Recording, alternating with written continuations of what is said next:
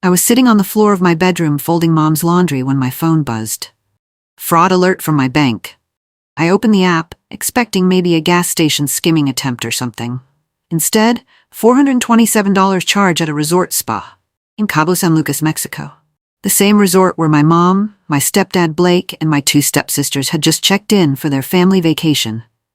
The one I wasn't invited to. My hands froze on the towel I was folding. I stared at the charge. Read it 3 times. Serenity Spa and Wellness Center. $427 pending. I clicked freeze card immediately. 30 minutes later, my phone lit up with a text from Mom. "Hey sweetie, I think your card's acting up again. Can you call the bank? We're trying to use it for spa appointments." "No, sorry. No, we accidentally grabbed your card." No explanation, just assumption. Like I was the family ATM, like my money existed for their convenience. And that was the moment I decided I wasn't anymore. My name is Tessa Wright. I'm 24 years old and I'm done being invisible.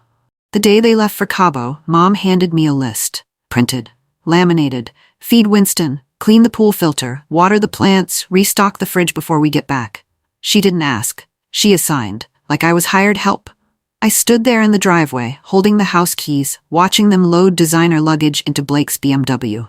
My stepsisters, Quinn and Ivy, giggled in the back seat, taking selfies, already posting about their trip. Mom kissed my cheek. "You'll get your turn next year, honey. This trip is it's complicated. You understand, complicated." That was her favorite word for excluding me. "Have fun," I said quietly. "Watch the house, and don't forget Winston's medication is in the cabinet." She waved as they drove away. I stood in the driveway for 5 minutes after they left, looking at that list, realizing I wasn't family to them. I was staff. 2 days into their trip, I went upstairs to shower, grabbed my toothbrush from the bathroom, except it wasn't there. My toothbrush, my shampoo, my conditioner, the expensive sunscreen I'd saved up to buy, all gone. I checked the other bathroom, my bedroom, nothing. I texted Mom, "Did you take my toothbrush?" Her reply came 3 hours later. "Oh yeah, grabbed some extras for the trip. Didn't think you'd mind since you're not using them this week anyway." I read that message 5 times. They didn't just exclude me from the vacation, they stole my things to take with them. I sat on my bed staring at the empty bathroom counter. That's when I started documenting everything. Every text, every charge, every moment, because something told me I'd need proof. Day 4. Mom posted a photo on Facebook, all 4 of them on the beach, matching white linen outfits, drinks with umbrellas, sunset behind them. The caption made my chest ache. Family isn't an important thing. It's everything.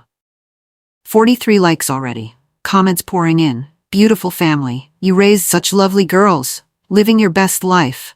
Nobody asked where I was. Nobody noticed I was missing from the frame, because to them I'd never existed in the first place. I screenshot the photo, saved it to a folder labeled Evidence. I wasn't sure what I'd do with it yet, but I knew I'd need it. My Aunt Pauline called me that afternoon. "Honey, your mom told me you're going through a tough time. I just want you to know you're loved.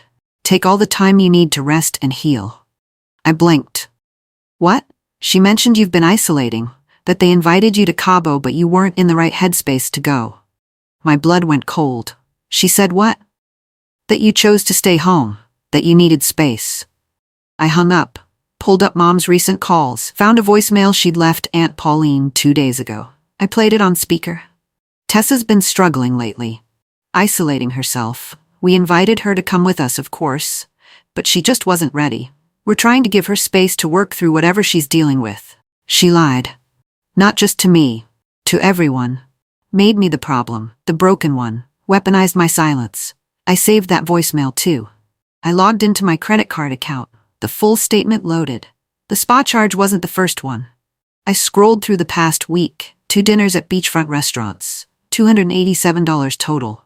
A boutique shopping charge, $156. Jet ski rental, $340, all charged to my card, all in Cabo, all without my permission. Over $1,000, money I'd earned working 40-hour weeks at a job they all pretended wasn't real. Just retail, Mom would say when people asked what I did, like it was embarrassing. But my just retail money had apparently funded their luxury vacation. I took screenshots of every single charge. Then I called the credit card company. The woman on the phone was kind, professional. I'm seeing multiple charges from Mexico. Were you traveling recently? No, I'm at home in California. Did you authorize anyone to use your card? I paused. This was it. The moment I chose truth over family loyalty. No, I didn't. I see. Can you confirm the names of the people who may have accessed your account? I gave her my mom's name. Blake's name. Even my stepsister's. I'm going to cancel this card immediately and open a fraud investigation. You won't be responsible for these charges. Thank you. You did the right thing calling us.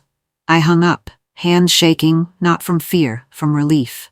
Mom called me 20 minutes later. I was making dinner. Let it go to voicemail. Her message played on speaker while I stirred pasta. Tessa, what did you do? You just embarrassed me in front of the entire hotel staff. My card was declined at the spa, and they told me there's a fraud hold. This is unacceptable. Her voice got sharper. After everything I've done for you, everything I've sacrificed, this is how you repay me? No apology. No acknowledgement that she'd stolen from me. Just anger that I'd stopped her. I saved the voicemail. Then I laughed. Actually laughed out loud. For the first time in years, I felt something like power. I'd been seeing a therapist for 6 months. Mom had insisted on it. Said I was distant and difficult. That I needed to work on my family relationships. I'd told Dr. Carson everything. Every slight, every manipulation, every time I'd been erased. She texted me that evening, "How are you doing with everything happening?" I told her about the card, the charges, the freeze. Her response came immediately. "Tessa, this isn't distance. This is survival. You're protecting yourself. That's healthy." Something cracked open inside me when I read that. Permission. From someone who saw me clearly. Dr. Carson added, "We're making real progress. You're recognizing the patterns. That's the hardest part." I cried in my room that night, not sad tears, relieved ones. Someone finally believed me. They came home 3 days early. I heard the car pull up, saw them through the window. Blake's face was red. Mom's mouth was set in a tight line. Quinn and Ivy looked confused. The front door slammed open. Mom didn't hug me, didn't ask how I was. She threw her suitcase down in the entryway. "You've created a mess we're all gonna pay for now." Blake stood behind her, arms crossed, silent support. I stayed on the couch, didn't move. "Do you have any idea what you've done? The bank is investigating us, US. Like we're criminals. You used my card without permission. We're family. You don't report family to the bank." I looked at her. Really looked at her. If we're family, why wasn't I invited to Cabo? She had no answer for that. Quinn cornered me in the kitchen later that night. "You ruined everything. That card was supposed to pay for my snorkeling excursion." I rinsed a dish, kept my voice calm. "Then maybe you should have used your own money." Her face went red. "You're such a selfish." "I'm selfish for not funding your vacation?" "It was my only real vacation this year." "Mine too, except I spent it feeding your dog and cleaning your pool." She stared at me like I'd slapped her. Then stormed out. Blake came in 5 minutes later. "You need to apologize to your sister, stepsister." And no, his jaw clenched, but he left. For once, I didn't back down. I went through every shared account that night, methodically. Spotify family plan?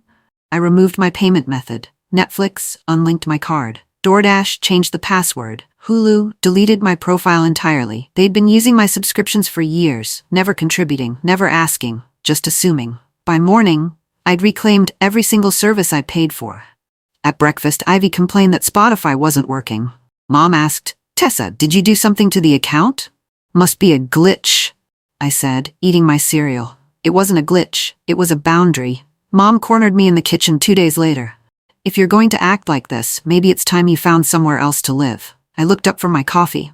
"Okay," she blinked. "Okay? Yes, I'll start looking." You're not even going to fight." "Why would I fight to stay somewhere I'm not wanted?" Her face twisted. "Don't be dramatic." "I'm not. You just told me to leave, so I will." I walked upstairs and started packing. What Mom didn't know, I'd been planning this for months. I had a storage unit across town, small, climate-controlled, under my name only. Every week for the past 4 months I'd been moving things there. Books, clothes, sentimental items, photos of my late father, my grandmother's jewelry, things Mom had tried to claim as family heirlooms that were actually mine. I'd been slow, careful, strategic. By the time Mom told me to leave, half my life was already gone. The important half. My boss Carol had pulled me aside 3 weeks earlier, handed me an envelope. Promotion. Assistant manager. 20% raise. You've earned it. I'd stared at that letter, felt tears coming. Thank you. You're one of our best. Don't let anyone tell you otherwise. I hadn't told Mom, hadn't mentioned it at all. Because I knew what would happen. She'd brag to her friends while calling me a burden at home. She'd take credit for raising me right while treating me like staff. So I kept it quiet. That raise became my escape fund. My birthday came and went. March 15th. No card, no text, no acknowledgement. Quinn posted about getting her nails done that day. Mom commented with heart emojis. But my birthday? Nothing. It wasn't new. They'd forgotten 3 years in a row. But this year, I didn't wait for them to remember. I bought myself a cupcake, lit a candle, made a wish. The wish? Freedom. Then I finalized my apartment application.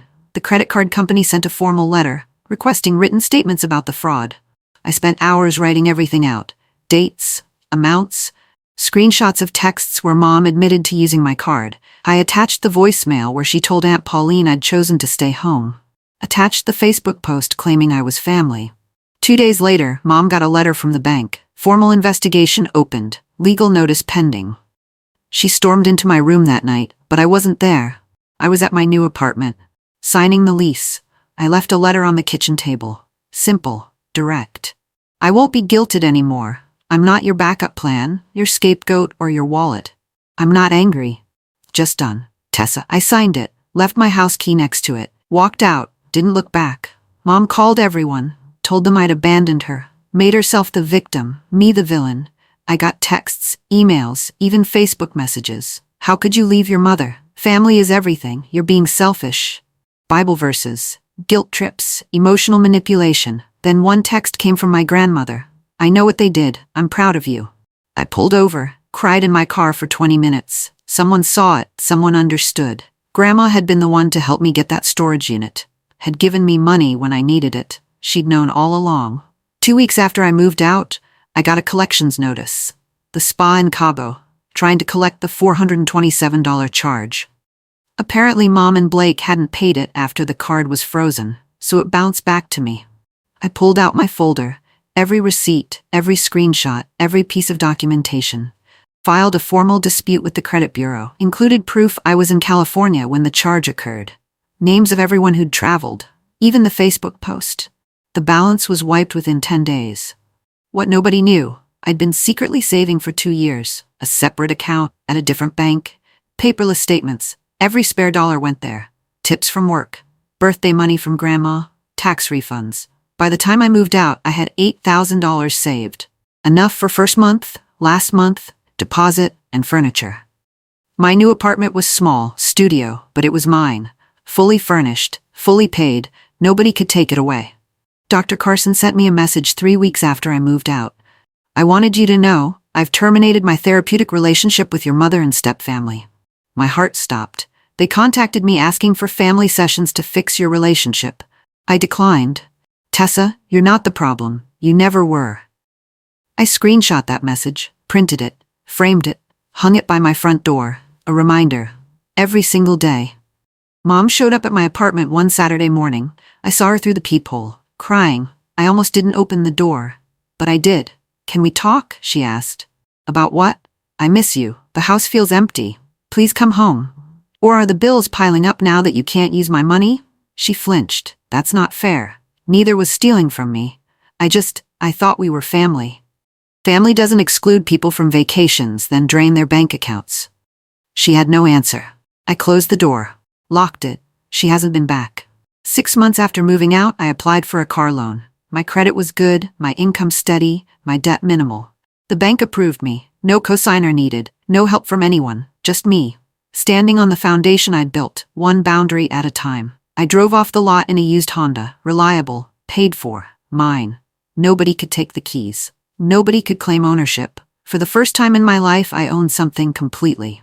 Last week, my bank called. Miss Wright, we're calling about a flagged transaction on your old account.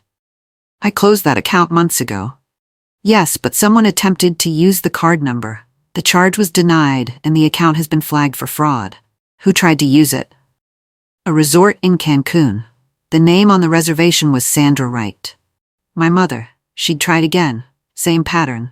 Different vacation. But this time, the fraud team didn't call me for approval. They called her and froze her account. I smiled, thanked the representative, hung up. Then I went back to my life, the one I'd built, where I was seen, valued, free, and they couldn't touch it.